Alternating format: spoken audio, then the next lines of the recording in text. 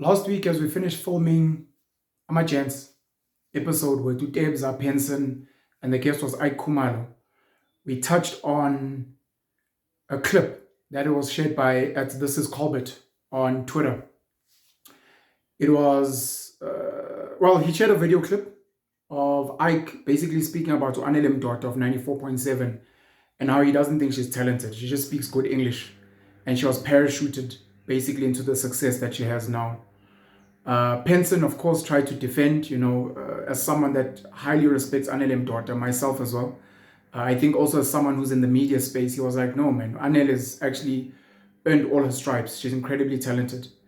That clip was shared online and ready, Klabi, well celebrated journalist, news person in South Africa, and I think even internationally, reshared this video, basically calling us names. And I saw Penny Libiane, South African celebrity and activist and feminist, also commenting. Basically, in summary, they were like, yeah, these just a bunch of guys gossiping about women. Anel has got more talent than all these guys combined, whatever. But anyways, outside of that video clip, the conversation I had with Utebza was, the one thing I've learned being in this industry and gaining some type of popularity is that sometimes the people that you admire may not like you. They may not like you at all. And it can hurt. You can imagine growing up looking up to some of the legends in the game. And the day you meet them, you realize these people don't actually really like your brand and your personality. And you want to tell them, but bro, you inspired me. So I don't understand. So I decided to make this video to just let people know that sometimes your heroes are not going to be fans of your work. The second thing I said to Debza was, you also need to remember what it takes or what it took for you to become the brand that you are today. So if I went and I became a podcaster, if I went and I became a celebrity on Twitter or Instagram or an influencer, I need to remember who put me on and who got me there. Because sometimes when you meet these legends and these icons, they want to give you all this advice, sometimes out of hate, sometimes out of genuine love. And you need to remember that, look, you didn't build me. You didn't make me. So I don't necessarily have to take your advice. I don't need to take your criticism. You are not my target market. And I think a lot of people miss that in their ascent to the top. I make a bit of money. I start a business. My business starts making millions of rands every year. And then all of a sudden I'm sitting with billionaires. And the billionaires are trying to tell me, your brand, if you could change the colors, I don't think your marketing works. I don't think this is what people need. You need to remember in your head, but you're not my clients. You guys are not the people that funded me, invested in me. You're not the people that buy my stuff. I've got an audience out there. There are 8 billion people in the world, apparently. There are 63 million people in South Africa, apparently. There are over 1 billion people on the African continent, apparently. To worry about one person's opinion, to worry about 10,000 people's opinion, to worry about 100,000 people's opinion, it's such a small group of people. You can get bashed online by like 1 million people, but it almost doesn't mean anything because there might be 3 million people, 5 million people that absolutely love you. We've seen this in the brands of people like Andrew Tate. We've seen this in the brands of people like Charlie Kirk. We've seen this in the brands of people like Candace Owens, Jacob Zuma, Kanye West, Elon Musk. There are people that are hated. Donald Trump became president of America twice, even though he's hated by so many people. And he's called a Nazi, and he's called a racist and a white supremacist. Just zone in on your target market, zone in on your audience, zone in on the people that pay you, zone in on the people that actually support you. And be very, very careful of listening to advice from people that are old school successes, and shout out to them. And also people who are maybe your haters just because they are famous and rich. Just because someone is famous and rich doesn't mean their opinion is important for you. And I wanted to leave you guys with that message today. I've had the privilege and the pleasure of interviewing a lot of really dope people on my various podcasts. And it's become very sad that some of the people I've interviewed are people that I don't even want to talk to anymore. I've blocked some of them on WhatsApp. I blocked some of them on Twitter. I don't respond to some of their messages, their phone calls, sometimes even when they mention my name on their platforms, because I'm like, I don't think you and I align. There was a time when maybe we had a conversation to have, There was a time when I wanted to interview you. There was a time when I thought maybe we were on the same page.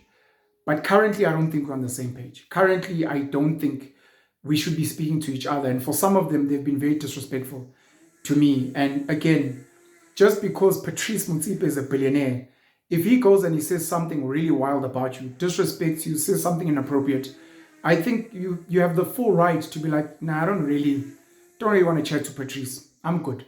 I'm chilled. So that is very important. The second thing I want to say is shout out to everyone, man, who watched my video on the history of colored people in South Africa. I want to emphasize what I emphasized there. I do not think that colored is a race, even though the apartheid government called a group of people Coloureds as a race. I think Coloureds are mixed race people by and large. And I think colored is a culture. And I think the culture is multi-dimensional in its various ways. In the same way, you can be black as a race, but you can be multi-cultural or multi-dimensional as a Zulu person, as a Sotho person, etc.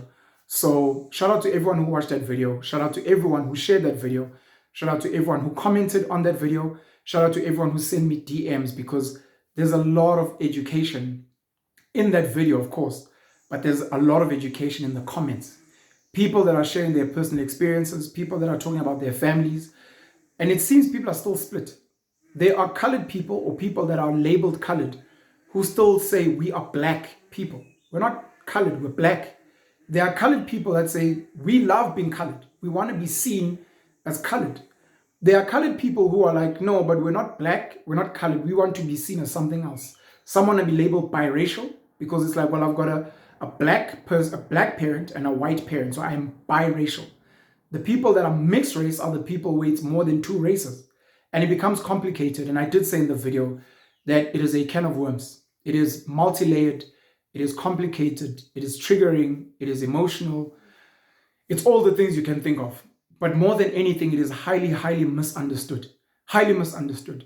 And many people in the comments were very educational. I did say I will make a follow-up video, maybe next week, if not the week after, reading some of the takeaways from the comments, taking from some of the DMs I got via WhatsApp, via Instagram, via Twitter, via Facebook, of people that had DM'd me sharing their personal stories, sharing their views.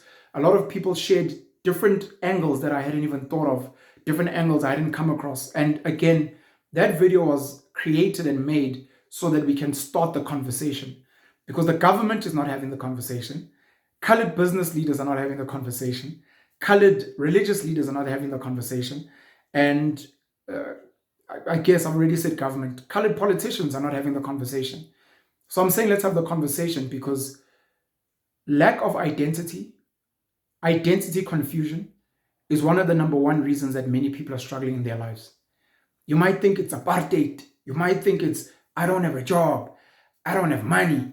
You might think, no, it's because my dad left me when we were young. My mom used to. You might think it's all these things, and you may be right. But you may find that the solution to all your problems is just figuring out who you are and where you come from. Once you know who you are and where you come from, you can then start figuring out who are your people.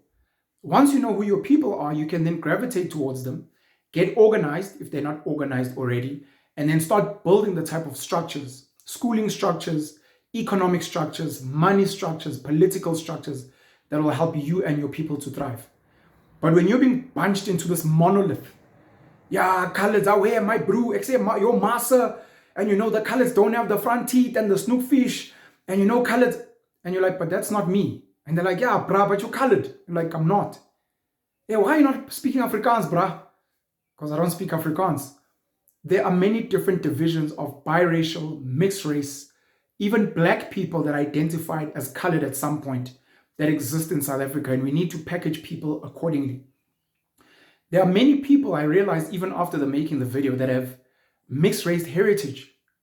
Mixed race heritage. You might identify as black today, but you might find that like your grandparents are mixed, or your great-grandmother or your great-great-grandfather is something. I've said to the lady Ursula Mariani, I believe she identifies as black, I believe, but her father is biracial. He's got a white father and a black mother. So she's got mixed race in her blood. I've made the examples of Dr. Sizwe Mpofu Walsh, who is not colored per the culture. He identifies as Xhosa, as black, but he's got a white mother and a black father, which makes him biracial. Shoma Jozi, biracial. AKA, who is deemed colored, doesn't speak Afrikaans. So we can't really say he's part of the culture. May he rest in peace, Kenan Forbes. We once sat with DJ Spood Coco Dineo, and she spoke about, I think, her grandmother or great-grandmother who is Indian. I've sat with ex-politician and political activist Mandisa Mashego, whose mother is mixed race because I believe her grandfather, if I'm not mistaken, on her mother's side, is white.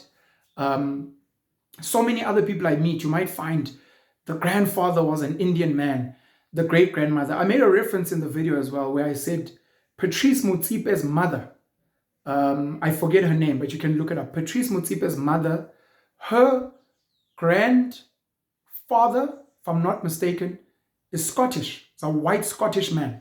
So the Mutsipe family have got some white heritage, which means they've got some biracial, mixed race heritage in them, which maybe for some people could explain why his sisters look not fully what we deem black per se.